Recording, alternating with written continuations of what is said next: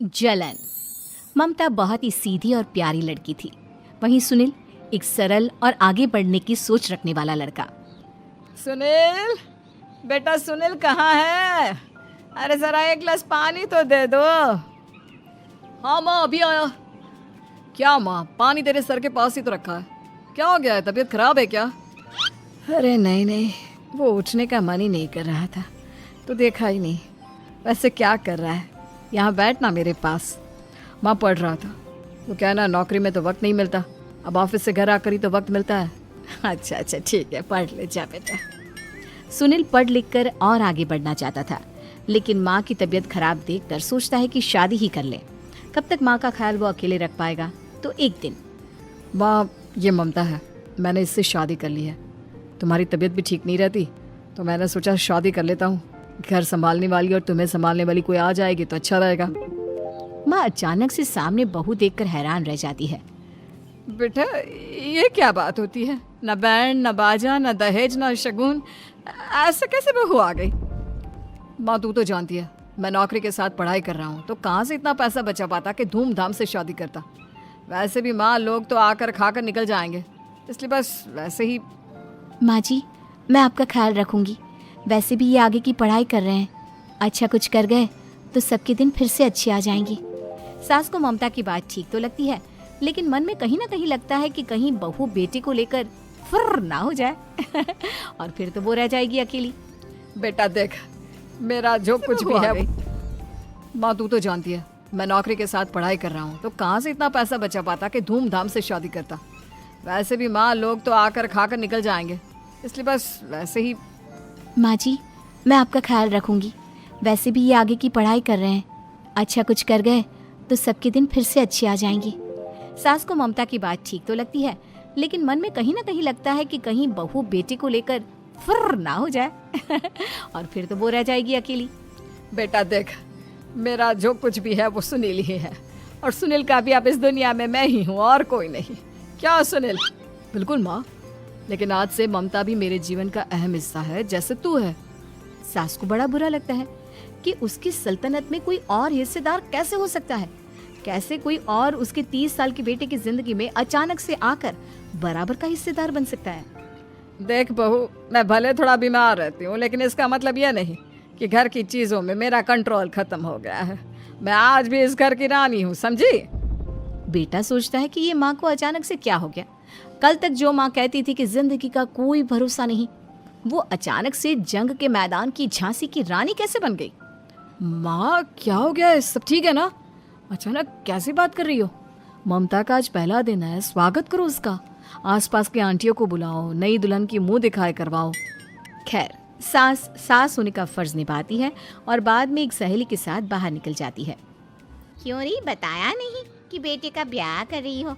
वैसे तो सारा दिन हम ही में घुसी रहती हो। अरे मुझे भी तो अभी पता चला, क्यों अचानक सर पर लेकर आ गया।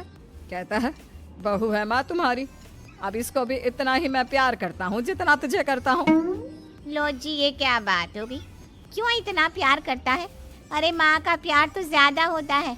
अब उसको तो कोई दूसरा पति मिल सकता है, लेकिन तुम ही बताओ, क्या माँ की ममता किसी और की हो सकती है? ना जी ना, बेटे को समझाओ ये बात। अरे क्या समझाऊं, मुझे तो खुद ही समझ में नहीं आ रहा कि क्या हो रहा है। जो बेटा कल तक माँ माँ करता था, अचानक से बीवी बीवी का राग आलाप रहा है। देखा, उसकी बीवी ना सुंदर और जवान है। सुंदरता के आगे तो एक से एक नहीं टिके, तो तेरा बेटा किस खेत की मूली है? सास को भी समझ में आ जाता है कि बहू की सुंदरता के आगे माँ का प्यार किसी काम का नहीं।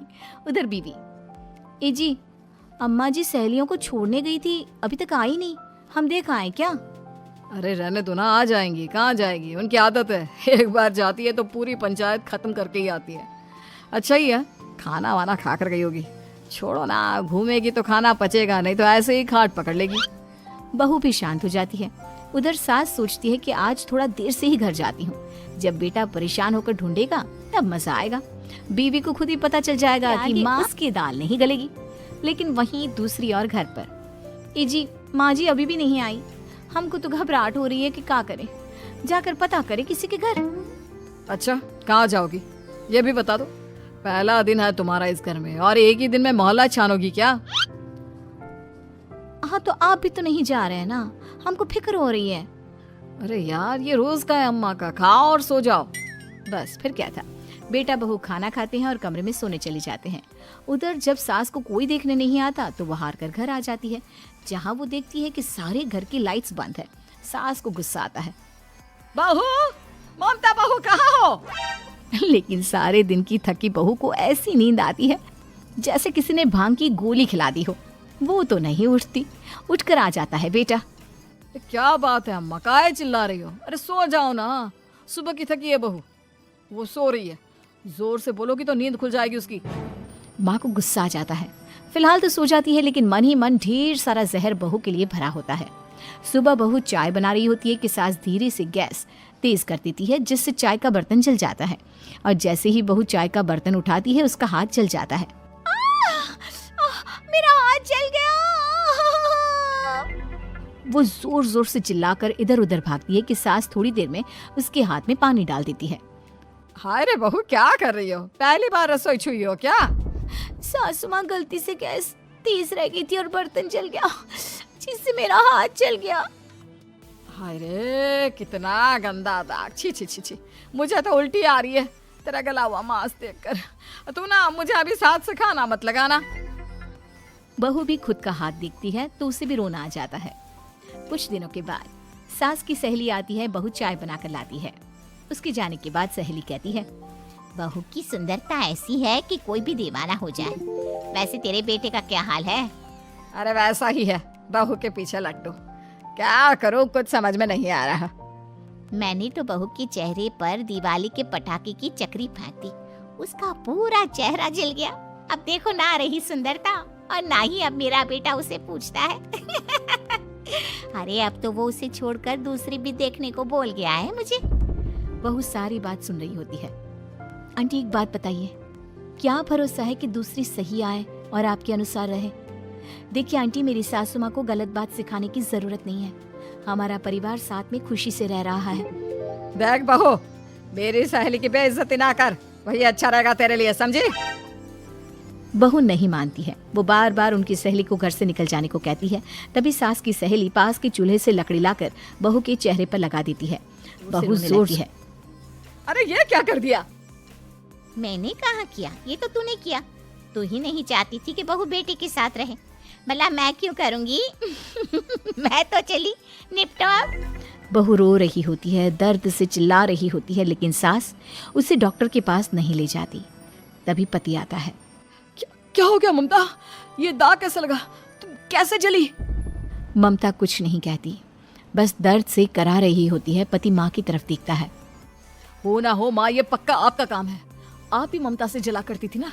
देखना माँ, अब पुलिस आएगी, केस बनेगा, लेकिन पहले मैं ममता को अस्पताल लेकर जा रहा हूँ। सभी अस्पताल जाते हैं, जहाँ डॉक्टर ममता की सास से कहते हैं, आपने तो नहीं जलाया ना बहू को? अब ममता की सास के तो पसीने छूट रहे होते हैं। वो घबरा कर कहती है, ना ना डॉक्टर साहब, कैसी बात करते हैं? हम क्या जलाएंगे अपनी बहू को? डॉक्टर ममता के पति से पूछते हैं। देखिए, क्योंकि ये ससुराल में जली है तो मामला पुलिस का बनता है, तो आप पहले पुलिस को बुलाइए, तभी इलाज पूरा होगा। सास डर जाती है कि अब तो बच्ची जिंदगी जेल में ही रहना होगा। रहने दीजिए ना, पुलिस को क्यों बुलाना? सारी हंसी खत्म हो जाएगी जब पुलिस के डंडे पड़ेंगे। बहू को जलाना भले ही बहुत आसान हो, लेकिन उसके बाद सारी जिंदगी जेल की हवा खाना। सास डर जाती है। पुलिस आती है। पास लेटी दर्द से करा रही ममता स्टेटमेंट देती है। तो क्या हुआ था? कैसे जली आप? ममता पास खड़ी सास को देखती है। बेटी बताओ, कैसे जल गई तुम? ओए, काका किरण वाली शाहरुख, चुप, बिल्कुल चुप। सास चुप। सभी इंतजार करते हैं कि ममता क्या बोलेगी। जी मैं खाना बना रही थी, लकड़ी उड़कर मेरे ऊपर गिर गई और मैं जल गई। सास बहू की बात सुनकर रोने लगती है।